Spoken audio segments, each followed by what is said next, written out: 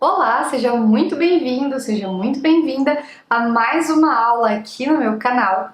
Se você ainda não é inscrito, aproveita e já se inscreve. Eu ando vendo bastante gente que está assistindo as aulas, que comenta, mas que acaba não se inscrevendo. Então se inscreva aqui no canal para ajudar e se você gostar dessa aula também dê um like. Bom, se você não está acompanhando a série de vídeos aqui no canal sobre as classes de palavras, então você está perdendo. Nós estamos fazendo uma série de vídeos sobre as classes de palavras, são 10 as classes de palavras, nós já trabalhamos algumas aqui e hoje nós veremos a classe de palavras dos adjetivos. É bem tranquilinha, é bem fácil, então se você quer aprender, se você está precisando estudar os adjetivos para o seu vestibular, para o seu concurso, continue aqui comigo nesta aula. Pausa porque está muito quente aqui em Maringá e eu vou beber uma água. Bom, vamos lá então para a nossa aula sobre adjetivos. Como eu disse então no começo desse vídeo, nós estamos fazendo uma série de aulas sobre as classes de palavras e, portanto, o adjetivo é uma classe de palavras e é uma classe de palavras chamada variável. Quando nós falamos em classes de palavras variáveis, significa que elas podem mudar, então a forma dessas palavras pode ser modificada. No caso do adjetivo, ele flexiona, ele varia em gênero, número e grau. E nós vamos ver isso aqui nessa aula. Então, primeiramente, a definição. O que é um adjetivo? O adjetivo é a classe de palavras que caracteriza, que qualifica um substantivo. E aí tome cuidado, porque quando a gente fala em qualificação, quando a gente fala em qualificar algo ou alguém, a gente tende a pensar que isso normalmente é uma ideia positiva. E não necessariamente é isso que acontece. O adjetivo está aí para caracterizar pessoas, objetos, enfim, seres, o que quer que seja, tanto de maneira positiva quanto de maneira negativa.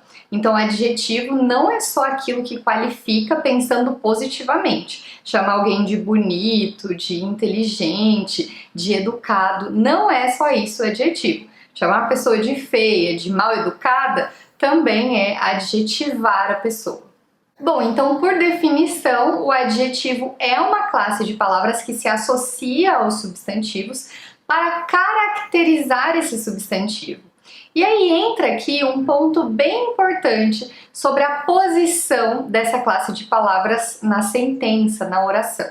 É preciso dizer, e vocês precisam ficar atentos a isso, porque muitas vezes aparece no vestibular, em concurso, como forma aí de testar esse conhecimento, o fato de que se o adjetivo ele vem posposto ou anteposto ao substantivo, isso vai fazer diferença. O que é anteposto e o que é posposto, né? Só a gente pensar na raiz da palavra. Anteposto é porque vem antes do substantivo. Então, se ele é posto antes do substantivo, ele tem um valor, ele tem um significado. E se ele é posposto, se ele é pós-posto ao substantivo, se ele vem depois, ele tem outro significado. Por exemplo, eu posso dizer para você que a minha amiga Maria está namorando um simples rapaz. Então eu teria esta oração. Maria está namorando um simples rapaz. Ou Maria namora um simples rapaz. Simples veio ali antes de rapaz, adjetivando, qualificando este rapaz que a Maria está namorando. E eu poderia dizer que Maria está namorando um rapaz simples. Ou Maria namora um rapaz simples. A depender de onde eu coloco esse adjetivo, eu tenho um sentido diferente. Percebe que quando eu digo que a Maria está namorando ou que ela namora um simples rapaz, eu tô querendo dizer que ele é um rapaz comum, um rapaz ordinário. Ela tá namorando uma simples pessoa, ou seja, uma pessoa qualquer, uma pessoa como qualquer outra. Agora, quando eu digo que Maria está namorando um rapaz simples, eu estou caracterizando e deixando claro que é uma característica deste rapaz o fato de ele ser simples, de talvez ele ser humilde, de ele ser uma pessoa humilde mesmo. Normalmente a gente usa simples, a simplicidade mais nesse sentido. Então percebam que a depender de onde eu coloco esse adjetivo, se ele vem anteposto ou pós-posto, eu tenho diferenças de sentido. E aí a gente vai ter que analisar cada caso para ver se realmente vai ter essa diferença de sentido ou não. Às vezes não tem. Por exemplo, eu posso dizer, eu comprei uma bela casa e eu comprei uma casa bela. não vai fazer aí muita diferença. Talvez uma oração fique mais poética do que outra, né? Mas não vai ter uma diferença. Em ambos os casos, a casa vai ser bonita. Por isso que é preciso avaliar cada caso. Não é sempre que isso acontece, mas às vezes ocorre e, a depender da posição, a gente tem um sentido novo para a frase. Bom, dito isso, eu falei que os adjetivos são uma classe de palavras variável e que, portanto, eles flexionam em gênero, número e grau. Então vamos lá, quando o adjetivo flexiona em gênero? Nós sabemos que os gêneros gramaticais em língua portuguesa são dois, masculino e feminino. Então isso significa que quando o adjetivo vier associado a uma palavra masculina, ele vai concordar e ficar no masculino também. E quando ele vier associado a um substantivo feminino, ele vai ficar no feminino também. A mesma coisa acontece com o plural. Se a palavra estiver no singular, o adjetivo fica no singular. Se o substantivo estiver no plural, o adjetivo fica no plural. Então eu digo, por exemplo, aquela é uma menina bonita. E como menina é o meu substantivo e está no feminino, bonita, que é o meu adjetivo, vai vir concordando com esse substantivo em gênero. Eu poderia dizer aquelas são meninas bonitas. E como meninas, que é o substantivo, veio no feminino e no plural, o meu adjetivo também fará concordância em gênero e número, portanto ficará no feminino plural também. Se a palavra estiver no masculino, a mesma coisa ocorre. José é um menino bonito. Bonito, qualificando José, vem para o masculino. Se fosse um substantivo plural, ficaria o adjetivo no plural também. Isso é concordar em gênero e número. O que significa, então, o fato de o adjetivo também concordar em grau? Quando a gente fala em grau, a gente está falando normalmente de uma comparação. E essa comparação ela pode ser feita entre dois seres. Então eu comparo, por exemplo, uma pessoa com outra. Eu posso comparar também mais de uma característica da mesma pessoa. Então eu posso falar de duas características que uma pessoa tem e dar mais valor a uma característica do que outra, enfim, eu posso fazer uma comparação.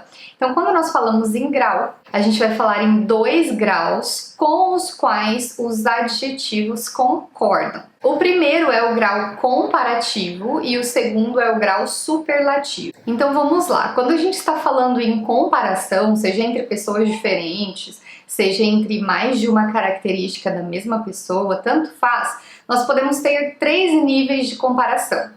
Ou eu comparo por inferioridade, ou eu comparo por igualdade, colocando as duas coisas em pé de igualdade, ou eu comparo por superioridade. Então, quando nós falamos em grau comparativo, nós temos três comparativos. Esses três que eu acabei de falar. Comparativo de inferioridade, comparativo de igualdade e comparativo de superioridade.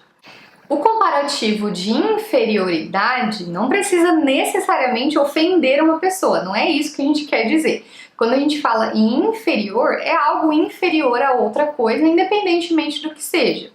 Por exemplo, eu posso dizer que no ano de 2023 fez menos frio que no ano de 2022. Então eu tenho um comparativo de inferioridade. Fez menos frio em 2023 do que fez em 2022. Então, em termos de frio, o ano de 2023 ficou inferior, ele ficou abaixo. Então, quando nós falamos em comparativo de inferioridade, normalmente a gente vai utilizar essa expressão, menos que, né? O filme foi menos interessante que o documentário, ou seja, o documentário foi mais legal, né? Quando falamos em comparativo de igualdade, a gente vai usar a expressão tão quanto. Então eu posso dizer, este verão foi tão quente quanto chuvoso. Ou seja, foi na mesma proporção. Na mesma medida em que ele foi quente, ele foi chuvoso. Eu posso dizer, Clara é tão bonita quanto sua irmã. Então as duas estão ali em pé de igualdade. Este é o grau comparativo de igualdade. E por fim, nós temos o grau comparativo de superioridade, em que numa escala a gente coloca algo a mais do que outra coisa. Eu poderia pegar o mesmo exemplo lá do inverno, né, e dizer que o ano de 2022 foi mais frio que o ano de 2023. Aí agora eu inverti, eu coloquei 2022 à frente, porque eu vou dizer que ele foi mais que. Então lá no de inferioridade nós tínhamos menos que, no de superioridade eu tenho mais que. E pegando ainda o mesmo exemplo que eu dei agora há pouco, eu poderia dizer o documentário foi mais interessante que o filme. E não é mais interessante do que, é mais que mesmo, tá, gente? Então o documentário foi mais interessante que o filme. O ano de 2022 foi mais frio que o ano de 2023, por exemplo. E aí nós temos, por fim, o grau superlativo. E quando a gente fala em grau superlativo, a gente está dando a uma característica a intensidade máxima que essa característica pode ter ou a intensidade mínima que ela pode ter.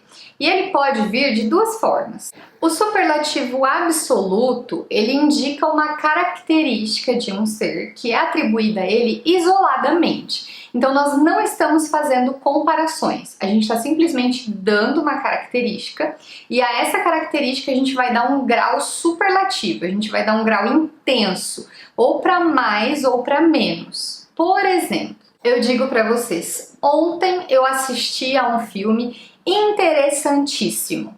Veja que não tem uma comparação com outros filmes, eu tô simplesmente atribuindo uma característica a esse filme e eu dei a essa característica um valor intenso. O filme foi interessantíssimo, foi interessante demais. Ele não foi só interessante, ele foi interessantíssimo. Esse é o que a gente chama de superlativo absoluto sintético. Por que sintético? Porque eu resumi essa intensidade em uma única palavra. Eu não disse ele foi muito interessante em duas palavras. Eu disse interessantíssimo. Em uma palavra eu acrescentei o sufixo, por isso ele é sintético, porque ele é curto. É a mesma coisa de eu falar belíssimo, riquíssimo e por aí vai. E aí eu tenho essa outra forma, eu tenho essa forma composta, que é o chamado superlativo absoluto analítico. Então, quando ele é sintético, ele vem em forma de uma única palavra. É a palavra mais o sufixo, que normalmente é íssimo. E quando ele é analítico, ele vem na forma de duas palavras. Eu diria, por exemplo, ontem eu assisti a um filme muito interessante. Então, as duas coisas querem dizer a mesma coisa, as duas frases, mas em uma eu coloquei duas palavras, muito interessante, é o analítico, e na outra eu coloquei uma palavra só, interessantíssimo, que é o sintético. Agora, no superlativo relativo, eu vou ter uma característica que não é absoluta unicamente daquele ser, daquele objeto. Ela pode também ser atribuída a outros seres, a outros objetos. E aí eu diria, por exemplo, a cidade em que Maria mora é a mais rica do estado. Perceba que eu não estou fazendo uma comparação do tipo tal cidade é mais rica que essa. Não, aquele é o grau comparativo. Eu estou dizendo que dentre as cidades que existem no estado, a que a Maria mora é a mais rica. Então a cidade em que a Maria mora é a mais rica do estado. Esse é o grau superlativo relativo de superioridade, porque eu estou dizendo que é a mais rica. Seria de inferioridade se eu dissesse a cidade em que Maria mora é a menos rica do estado. E eu só tenho essas duas formas. Então, quando eu falo no superlativo relativo, eu estou dando uma característica que é relativa também a outros seres, a outros lugares, a outros objetos. Mas eu não estou fazendo uma comparação em pé de igualdade, de superioridade ou de inferioridade, porque a comparação foi no grau comparativo. Aqui eu só estou dizendo que dentre as que existem, esta é a mais ou essa é a menos. Bom, gente, essa é a classe de palavras dos adjetivos. Como vocês viram, é bem tranquilo. Talvez o que seja um pouquinho mais chatinho seja memorizar essa nomenclatura de grau, que às vezes a gente não está muito acostumado, né? Mas é bem tranquilo, é só pensar aí no que a palavra significa que acaba fazendo sentido. Tá? Eu espero muito que vocês tenham gostado dessa aula, espero que ela tenha sido produtiva, que ela tenha te ajudado. Se ela te ajudou, por favor, não deixe de clicar em gostei, ajuda muito para o crescimento do canal. Me siga também lá no Instagram, em que as dicas e posts de língua portuguesa são praticamente diários. É professora Samara Paz, eu vou deixar aqui o @ para vocês, e eu aguardo vocês na próxima aula. Um beijo e até lá!